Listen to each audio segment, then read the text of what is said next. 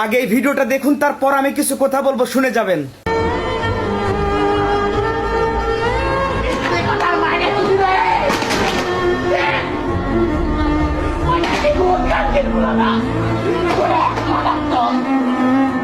আমি এয়ারপোর্ট নিয়ে আর কিছু বলবো না, কারণ এয়ারপোর্ট নিয়ে আমি কথা বলাতে কিছু বান্দির পোলাদের কলিজাতে লেগেছিল।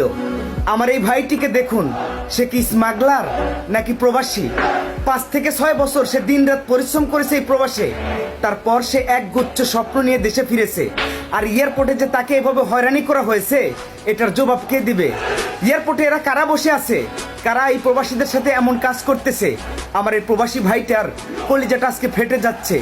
আর আমি এই এয়ারপোর্ট নিয়ে প্রতিবাদ করাতে যে কুলাঙ্গারের বাচ্চারা আমার বিরুদ্ধে কথা বলেছে, তাদেরকে আজকে আমি এই ভিডিওটা দেখাতে চাই।